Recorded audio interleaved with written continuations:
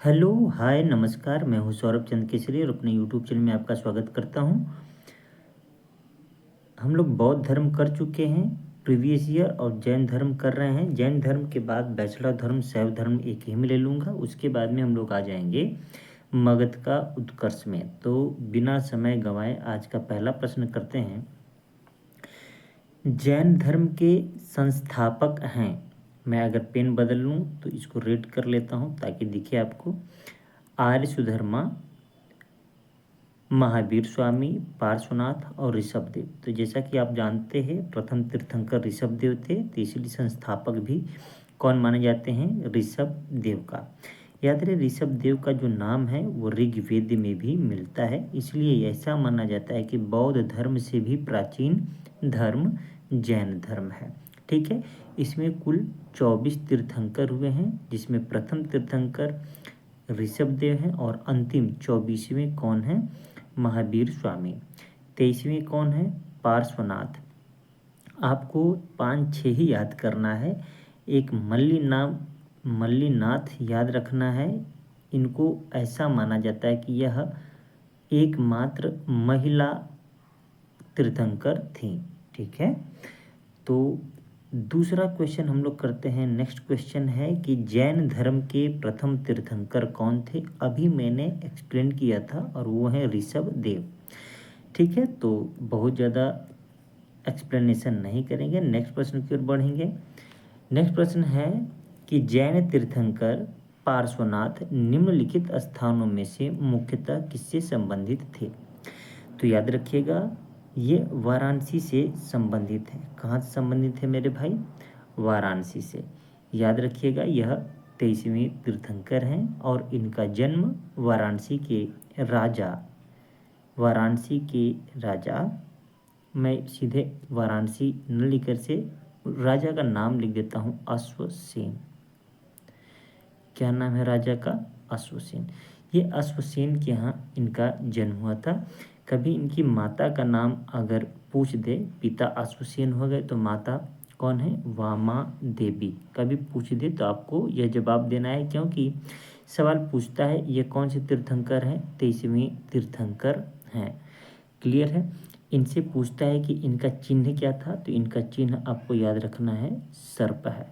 ठीक है, उम्मीद करता हूँ ये सब आप थियरी पढ़े होंगे। तो जैन धर्म में तीर्थंकर, इनके सिद्धांत, ठीक है, इनके त्रिरत्न और कौन से तीर्थंकर का जो प्रतीक चिन्ह है वो आपको याद रखना है। ये महत्वपूर्ण टॉपिक है। चलिए नेक्स्ट प्रश्न की ओर बढ़ते हैं। नेक्स्ट प्रश्न है सुमेलित करना है। ठीक है, आदिनाथ, वृषभ, मल्लीनाथ, अश्व, पार्श्वनाथ, सर्प और संभवनाथ जल कलश। तो देखिए हम लोग अभी अभी चर्चा किए हैं कि किसका प्रतीक क्या है, उससे प्रश्न पूछता है। तो मैं आपको बता दूं जो पार्श्वनाथ है अभी अभी हमने आपको पढ़ाया कि सर्प से है, इसमें कोई दिक्कत वाली बात नहीं होनी चाहिए।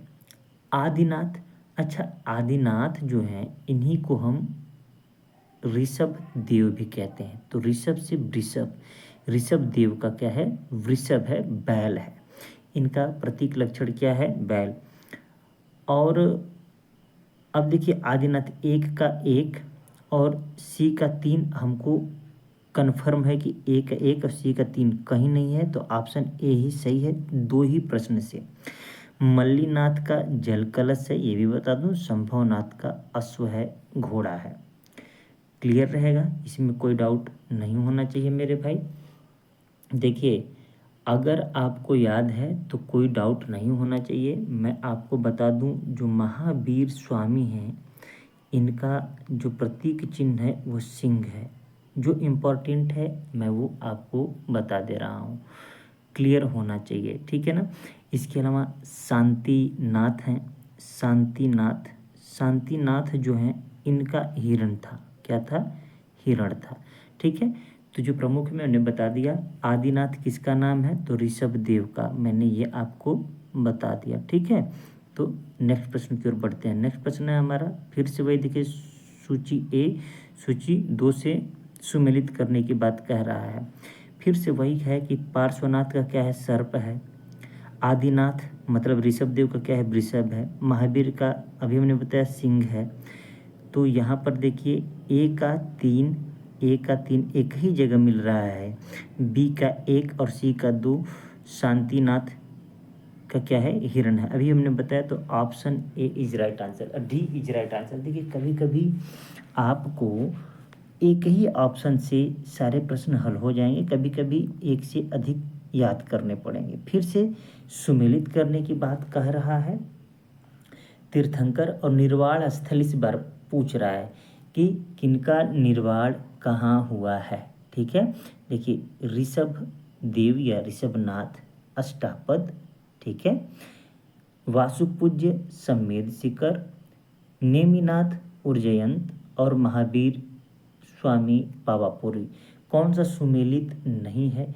तो हमको तो ये पक्का पता है कि ये तो सुमेलित है, बाकी हमें याद रहे या ना रहे ये तो याद है। और ऋषभ देव का अष्टापद, इसके अलावा भले ही आपको याद रहे या ना रहे, बाकी चीज़ हो जाएगा। तो यहाँ पर जो आंसर होगा वो होगा वासुपूज्य सम्मेद शिखर। ठीक है, मतलब ऋषभ देव या ऋषभनाथ या आदिनाथ का जो निर्वाण था अष्टापद, महावीर स्वामी का पावापुरी और नेमिनाथ का उज्जयंत, ये आपको याद रखना है। जो वासुपूज्य थे ये 12वें तीर्थंकर हैं, इम्पॉर्टेंट नहीं है, ठीक है, लेकिन दे दिया है तो हमको पढ़ना ही पड़ेगा। ये यूपी पीसीएस 2021 में अभी ताज़ा ताज़ा आया हुआ है, 3-4 साल पहले। तो ये याद रख लीजिएगा कि इनका निर्माण जो है चंपापुरी में हुआ था, चंपापुरी। ठीक है, कहाँ हुआ था मेरे भाई, चंपापुरी में। अतः वासुपूज्य सम्मेद शिखर सुमेलित नहीं है, कहाँ है, चंपापुरी है। चलिए नेक्स्ट प्रश्न की ओर बढ़ते हैं। नेक्स्ट प्रश्न फिर से दे दिया है सुमेलित ही, मतलब सही कालाक्रम अनुसार व्यवस्थित करने के लिए कह रहा है अभिनंदन, विमलनाथ और मुनि सुब्रतनाथ और पद्म प्रभु। ठीक है, और ये तीर्थंकरों का सही कालक्रम, सबसे पहले कौन थे, उसके बाद कौन थे, उसके बाद कौन थे, इस पर चर्चा कर रहा है। आपको पता है कुल कितने तीर्थंकर हुए हैं, 24 तीर्थंकर। प्रथम कौन थे, ऋषभ देव या ऋषभनाथ या आदिनाथ, ठीक है ना। अंतिम कौन थे, अर्थात 24वें महावीर स्वामी। इतना आपको याद रखना है, ठीक है। इनका निर्माण कहाँ है, अष्टापद, अभी अभी पढ़े हैं। तो चलिए सबसे पहले अब देखिए, इसका मतलब आपको 24 के 24 पढ़ना पड़ेगा। इतना जब डीप पूछेगा तो कौन पढ़ेगा। तो सबसे पहले जो थे अभिनंदन थे। इन चारों में सबसे पहले कौन थे, अभिनंदन थे। एक शुरुआत एक ही ऑप्शन में दिख रहा है, इसलिए option A is right answer. कहीं भी शुरू नहीं है एक से, इसलिए हमारा ऑप्शन ए शुरू हो गया आंसर। तो पहला अभिनंदन, उसके बाद पद्म प्रभु, उसके बाद विमलनाथ, उसके बाद मुनि सुब्रतनाथ। ये आपको याद रखना है कि कौन किस क्रम पे आते हैं, ठीक है ना। तो वो याद करना थोड़ा सा कठिन हो जाएगा। देखिए ये चौथे नंबर के थे, ठीक है ना। अभिनंदन किस नंबर पर थे, तो आप कहेंगे कि 14 नंबर पर थे। अच्छा, ये पद्म प्रभु किस नंबर के थे, तो 6वें नंबर के। थोड़ा कठिन है, लेकिन मजबूरी यह है कि हमें याद करना पड़ेगा। कारण क्या है याद करने का, क्योंकि यह परीक्षा में आया हुआ है। विमलनाथ कब थे, 13वें नंबर के थे। उसके बाद में जो अंतिम में आते हैं मुनि सुब्रत, ये 20वें नंबर के थे, ठीक है। तो इसका मतलब अभिनंदन, पद्म प्रभु, विमलनाथ और मुनि सुब्रत। इस प्रश्न को मैं टफ मानता हूँ। क्या मानता हूँ, टफ। कितना कोई याद रखेगा, लेकिन फिर भी प्रश्न आया है तो मैंने आपको जवाब दे दिया, ठीक है। देखिए अगर आपको याद करना है तो ट्रिक कोई बनाइए, अपने से बनाइए। जैसे ये ऋषभ देव हो गए, पहला कौन है, ऋषभ देव, ठीक है। दूसरा कौन है, अजीतनाथ। तीसरा कौन है, संभवनाथ। 3-3 का पेयर करके आप बना सकते हैं। तो RAS याद हो गया। RAS में क्या होगा, ऋषभ देव, अजीतनाथ, संभवनाथ। फिर क्या होगा, अभिनंदन होगा, अभिनंदन चौथे पे थे, सुमति नाथ थे और पद्म प्रभु। ASP याद आ रहा है, RAS ASP 6 हो गया। देखिए तरीका आपको बनाना पड़ेगा। फिर क्या करना है, 7वें नंबर पर आते हैं सुपार्श्वनाथ, S फिर हो गया, ठीक है ना। फिर चंद्र, वही चंद्रप्रभ होगा, चंद्रप्रभ मतलब S के बाद C हो गया। फिर पुष्पदंत है, SCP। इस तरीके से अगर आप 8 बना करके याद कर पाते हैं तो ठीक है, वरना प्रमुख प्रमुख आपको याद रख लेना है। पहला याद रख लेना है क्योंकि बार बार पूछता है। आपको 6वां याद रख लेना है, 7वां याद रख लेना है। इसके बाद सीधे 24वां, 23वां और 22वां याद रख लेना है, ठीक है। इसके अलावा 19वां याद रख लेना है, मल्लीनाथ। मल्लीनाथ हमने बताया ना, एकमात्र महिला। चलिए इतना एक्सप्लेनेशन काफ़ी है। ये देख करके आपको यह पता चलेगा कि आपको पढ़ना कितना है, कहाँ कहाँ पढ़ना है, ठीक है ना। महावीर स्वामी का जन्म कहाँ हुआ था, तो सभी को पता है कुंडन ग्राम में हुआ था, ठीक है। महावीर स्वामी बहुत ही महत्वपूर्ण टॉपिक है इस जैन धर्म में, ठीक है।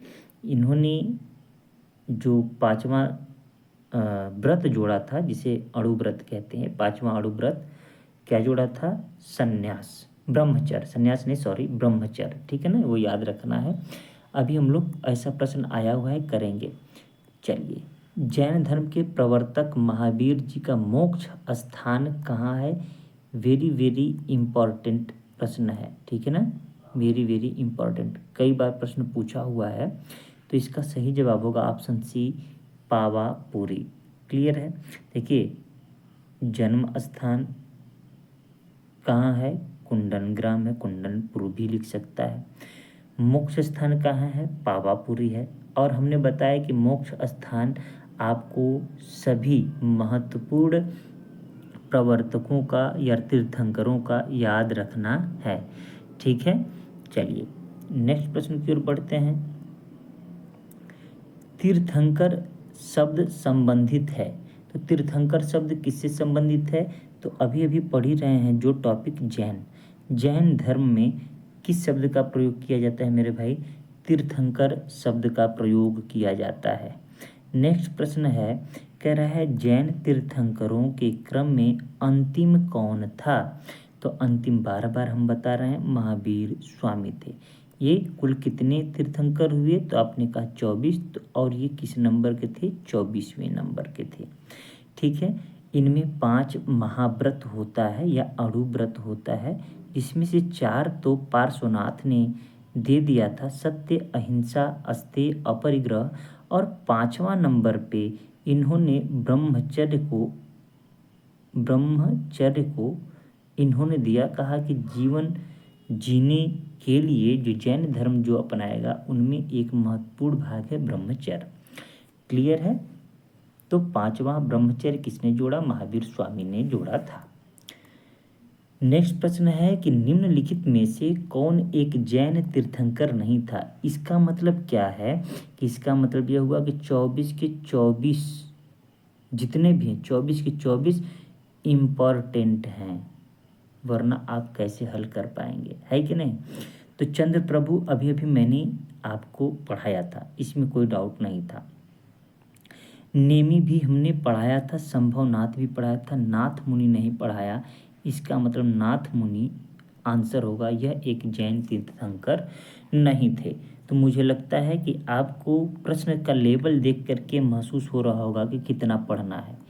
नेक्स्ट प्रश्न की ओर बढ़ते हैं। नेक्स्ट प्रश्न कह रहा है कि प्रभास गिरी जिनका तीर्थ स्थल है वे हैं, तो ऑप्शन ए बौद्ध, शैव, जैन, वैष्णव। तो मुझे लगता है कि हम लोग जब जैन धर्म वाला चैप्टर करें तो इसका जवाब आप जरूर दे दिए होंगे कि जैन धर्म है, ठीक है। तो ये बताइए प्रभास गिरी कहाँ है, तो अपने यूपी में है। कहाँ है भाई, उत्तर प्रदेश में है। कौन सा जिला हैगा, तो हम कहेंगे कौशाम्बी। क्या होगा, कौशाम्बी जिले में है। क्लियर है, यूपी के कौशाम्बी जिले में स्थित है। याद रखिएगा प्रभास गिरी स्थल पर जो है 6वें तीर्थंकर कौन थे, पद्म प्रभ, ये संबंधित है। ठीक है, ये छठवें तीर्थंकर कौन थे? तो कहेंगे पद्म प्रभ, ASP बताया था ना, ASP, पद्म प्रभ। क्लियर है। नेक्स्ट प्रश्न की ओर बढ़ते हैं। नेक्स्ट प्रश्न कह रहा है कि जैन धर्म में पूर्ण ज्ञान के लिए क्या शब्द है? जिन, रत्न, कैवल्य और निर्वाण। तो याद रखिएगा कैवल्य है। ठीक है, कौन सा शब्द है मेरे अरे कैवल्य लिखना है तो मुझसे निर्वाण लिखा गया, यहाँ पर कैवल्य है। क्या है आंसर? कैवल्य। उम्मीद करता हूँ ये आपको आ रहा होगा और बिल्कुल सही आ रहा होगा। ठीक है, तो जैन धर्म में पूर्ण ज्ञान को क्या कहा गया है? कैवल्य कहा गया है। कोई दिक्कत? नेक्स्ट प्रश्न की ओर बढ़ते हैं। नेक्स्ट प्रश्न हमारा क्या है मेरे भाई? महावीर स्वामी को किस नदी तट पर ज्ञानोदय प्राप्त हुआ था? स्वर्णसिक्ता, पलासिनी, गंगा, ऋजुपालिका। तो आपको याद रखना है ऋजुपालिका नदी के किनारे महावीर स्वामी को ज्ञान की प्राप्ति हुई थी। आपको याद है कि 12 वर्षों के कठोर तपस्या के बाद, कितने वर्षों के बाद? 12 वर्षों के कठोर तपस्या के बाद इनको क्या प्राप्त हुआ? ज्ञान प्राप्त हुआ था। क्लियर है। कहाँ? ऋजुपालिका नदी के किनारे। कोई दिक्कत नहीं होना चाहिए। जैसे ही इनको ज्ञान प्राप्त हुआ या कैवल्य प्राप्त हुआ, इनको क्या कहा जाने लगा? केवलीन। क्या कहा जाने लगा? महावीर स्वामी को केवलीन। केवलीन का मतलब क्या होता है? वही जो बुद्ध में बौद्ध का मतलब होता है, बुद्ध। ठीक है, अर्थात जागा हुआ, पूर्ण ज्ञान प्राप्त किया हुआ। क्लियर है। नेक्स्ट प्रश्न की ओर बढ़ते हैं। कह रहा है त्रिरत्न सिद्धांत सम्यक धारणा, सम्यक चरित्र, सम्यक ज्ञान जिस धर्म की महिमा है वह है। देखिए मेरे दोस्तों, जहाँ त्रिरत्न की बात करें उसमें 2 धर्म आ जाते हैं। एक तो जैन धर्म है, जैसा कि इसका आंसर ही जैन धर्म हो जाएगा। क्लियर है, इसका आंसर क्या होगा? जैन धर्म। तो जैन धर्म में भी त्रिरत्न है और बौद्ध धर्म में भी त्रिरत्न है। और एक बार ऐसा प्रश्न आया हुआ है ROARO में कि त्रिरत्न किससे संबंधित है, और ऑप्शन में दोनों दिया था। तो जो जैन मारा होगा उसको भी पूरा नंबर मिला था, जो बौद्ध मारा था उसको भी पूरा नंबर मिला था। कारण क्या है कि उसमें A और B ऐसे करके ऑप्शन नहीं दिया था। जैसे जैन धर्म में सम्यक दर्शन या धारणा, सम्यक धारणा, सम्यक चरित्र, सम्यक ज्ञान है, उसी प्रकार बौद्ध धर्म में बुद्धम संघ ये है ना। इसीलिए दोनों में ही त्रिरत्न है, इसमें कोई डाउट नहीं होना चाहिए आपको, और न रखना है, और दोनों ही जवाब सही होगा। लेकिन यहाँ पर जैन धर्म सही है, क्योंकि सम्यक ज्ञान, सम्यक चरित्र, सम्यक धारणा का जहाँ शब्द आए सम्यक वाला त्रिरत्न में, उसमें आएगा जैन धर्म में। और बुद्ध धम्म संघ आए तो बुद्ध धर्म का त्रिरत्न है। ठीक है। कह रहा है अणुव्रत सिद्धांत प्रतिपादन किया था। अणुव्रत सिद्धांत किसमें है? अभी हमने बताया था जैन धर्म में है, जैन मतावलंबी रखते हैं। ठीक है, जैन धर्म वाले। तो हीनयान, महायान ये बौद्ध धर्म से संबंधित है, लिखा भी बौद्ध, तो आंसर होगा नहीं, लोकायत होगा नहीं। तो यहाँ पर जो आंसर है जैन धर्म है, तो यहाँ पर जो जवाब होगा आपका जैन धर्म होगा। याद रखिएगा इसमें जो सिद्धांत है अणुव्रत सिद्धांत, स्यादवाद सिद्धांत, ये याद रखिएगा, इम्पॉर्टेंट है। सवाल पूछा हुआ है स्यादवाद सिद्धांत ये किससे संबंधित है? तो आप कहेंगे यह भी जैन धर्म से संबंधित है, ये भी इम्पॉर्टेंट है, इसीलिए मैंने बता दिया। नेक्स्ट प्रश्न देखिए, हमने बताया और ये आ भी गया कि स्यादवाद सिद्धांत है। यहाँ पर स्यादवाद लिखा गया है, लेकिन ये क्या है? स्यादवाद, यह सिद्धांत है। ठीक है, यह किससे संबंधित है मेरे दोस्त? तो आप कहेंगे कि जैन धर्म से संबंधित है। क्लियर है। हमने बताया 5 जो अणुव्रत है, मैंने बता दिया, सत्य, अहिंसा, अस्तेय, अपरिग्रह और ब्रह्मचर्य, ये बता दिया था।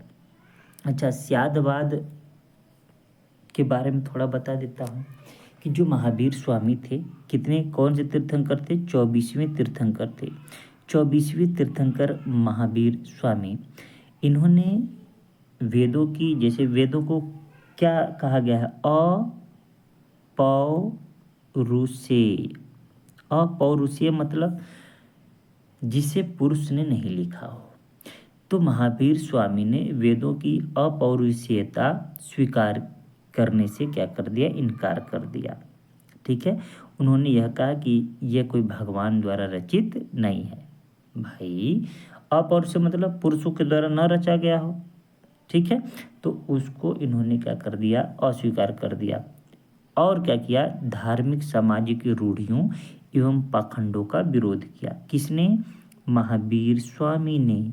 महावीर स्वामी ने क्या क्या विरोध किया भाई, अभी अभी हमने बताया कि ये वेदों की अपौरुषेयता को अस्वीकार कर दिया, इनकार कर दिया, और जो धार्मिक सामाजिक रूढ़ियाँ थी, पाखंड थे, उनका विरोध किया। इन्होंने क्या किया, आत्मवादियों तथा नास्तिकों को एकांतिक मतों को बीच का मार्ग अपनाने के लिए कहा कि नास्तिकता छोड़ दो या एकांत मत को छोड़ दो, मतलब उनसे मतलब ही नहीं रखो, मतलब जो नास्तिक हैं उनसे मतलब मत रखो। ठीक है, जो आत्मवादी हैं उनसे मतलब रखो, जो एकांत मत वाले हैं, एक मत पर रहने वाले हैं, उनको छोड़ दो। उनको छोड़ करके इन्होंने बीच का मार्ग अपनाने को कहा। ये जो बीच का मार्ग है उसी को उन्होंने कहा अनेकांतवाद। देखिए, इन्होंने कहा एकांतवाद को छोड़ दो या एकांतिक जो मत है उसको छोड़ दो। इन्होंने अनेकांतवाद, याद रखिएगा, अनेकांतवाद का समर्थन किया है। ठीक है ना, इसी अनेकांतवाद को क्या कहा गया है मेरे भाई, स्यादवाद, ये याद रखिएगा। ठीक है ना, स्यादवाद को क्या कहा जाता है, अनेकांतवाद। उम्मीद करता हूँ समझ में आ गया होगा। ठीक है ना, ये जो स्यादवाद है ज्ञान की सापेक्षता का सिद्धांत है। बहुतों को नहीं समझ में आएगा कि ये सापेक्षता का सिद्धांत क्या है। एक होता है निरपेक्ष और एक होता है सापेक्ष।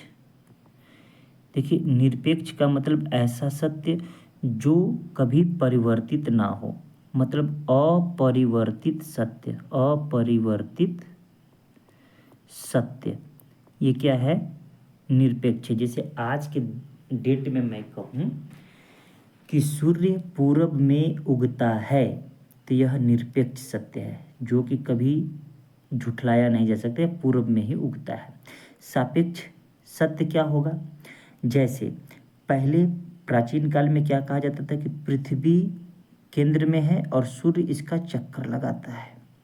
उस समय तक तो सत्य माना जाता था, लेकिन बाद में जब खोज हुआ, कॉपरनिकस आए, गैलीलियो आए, तो पता चला कि नहीं, पृथ्वी के जगह सूर्य केंद्र पर है और सूर्य नहीं, पृथ्वी चक्कर लगाती है। तो वह सत्य बदल के क्या हो गया, बदल गया, तो वह सापेक्ष सत्य था। उस समय जो सत्य था अब असत्य हो गया।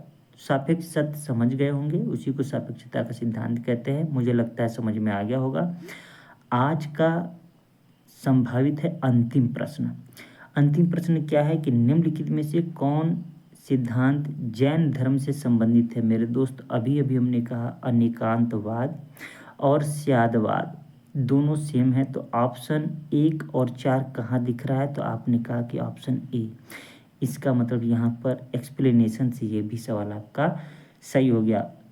आज के लिए इतना ही, मिलते हैं नेक्स्ट वीडियो में, तब तक के लिए नमस्कार। कैसा सेशन लगा जरूर कमेंट कीजिएगा, दोस्तों तक जरूर शेयर कीजिएगा। चैनल पर नए हैं तो चैनल को सब्सक्राइब कीजिएगा।